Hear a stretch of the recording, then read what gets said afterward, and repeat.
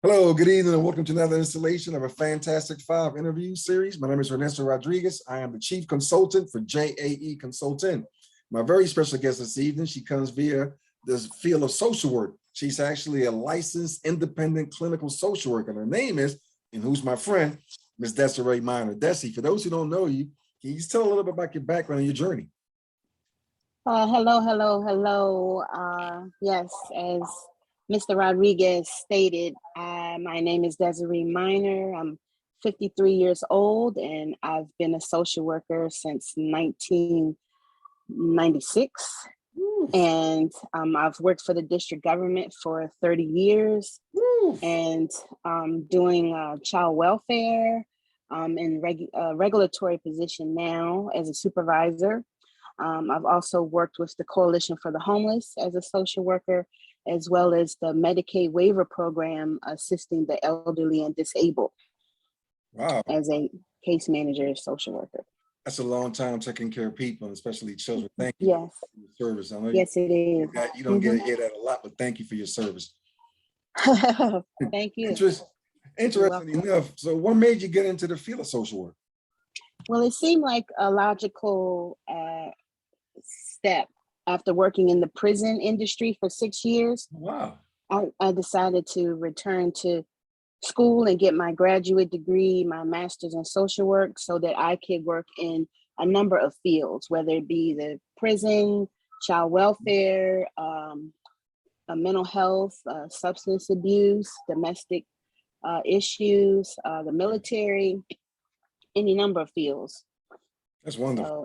So it was going to give me the skills I needed to market myself in a wide variety of areas. And obviously it worked. Look at you now. Yes. So, and we're talking Yes. 30 plus years, right? I mean, yes. I'm sure you've seen a lot of changes and trends over the years. Can you talk a little about that? Well, I feel that the advancement in technology and the social networking has really changed the way that we work with our clients. Nowadays, it's not uncommon. It's actually a necessity to, if you want to stay in communication with your client, to be able to text them, to email them. Some social workers may even use instant messaging or some other of those social type of networks or what have you. But also everything is computer based now. And so when we assist our clients, we almost are educating them on the use of computers and helping them to come up with the advances in technology. So that's impressive. Yes, especially like if they're applying for a job, it's not like you used to pound the pavement and go knocking on doors. You have to. Are you okay? You have to apply now on the computer. And so you guys actually teach them those basic computer skills and how to utilize them. Sometimes, or we refer them to a computer training class where they can get professional computer training. That's wonderful. Always there to help. You know, resources are out there. People just ask for the help. So what would you say makes her the best social worker then? I would say that a good work-life balance will make a very good social worker, because you're dealing with such heavy issues of abuse, neglect, trauma. Yes. You can have burnout, and to keep yourself from not burning out, you need to have a good balance and do things that you enjoy, and sometimes leave work alone. Don't take it home with you. And when you have a good balance, you're able to better assist the client. I know that's right. So then once you find that good balance, then how do you best serve your clients? You best serve your clients when you're knowledgeable about the resources that are available in the community, the resources and services, because if you have that knowledge, then you can help the client get what they need. So at the end of the day, it's about mainly finding the resources. Right. Yeah, you have to have the knowledge. If you don't, you won't be able to help anyone. No, not at all. And then you give them the information, and then you empower them to help themselves. Yes. You don't do it for them. Yes. They have to do it. Yeah. Educate them and empower them. That's right. So if someone was, coming into the field today for the very first time as a social worker, eyes wide open, oh, this is what I like, this is what I want to do. What advice would you give to the person coming into the field today?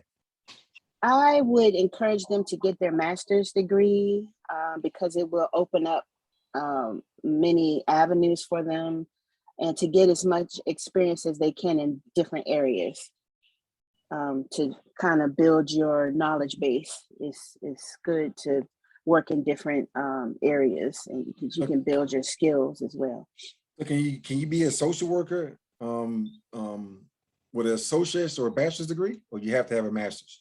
In the District of Columbia, you can be a social worker. It depends on really where you work. If you work for a private agency, you can have a bachelor's degree, but some places you have to have a master's degree. So, to be like licensed, in you the have to have a government, master's degree. you can get licensed as what they call a let's see, there's a licensure for it, when you have a master's degree, it's called a licensed graduate social worker, but they have BSWs, or that you can also, I believe you can also get a license in that, but Okay. it may limit you in terms of what you can do. Right, gotcha. And I mean, it makes sense, right? That Yeah. is almost like you're a doctor in a sense. You can't just give anybody, permission to go Yeah. rating without the proper Right. education and so forth. All right. Mm-hmm. Brings us to the last question. This is the crispy one. Right. If you were not able to pass on any money, you were not able to pass on your car, your house, your stocks, and all your retirement to the next generation, but you were able to pass on 3 principles for succeeding in life, what 3 principles would those be and why? The 3 principles. For succeeding in life or as a social worker? Well, succeeding in life, I would say to save for retirement as early as possible. No doubt. And to invest as early as possible.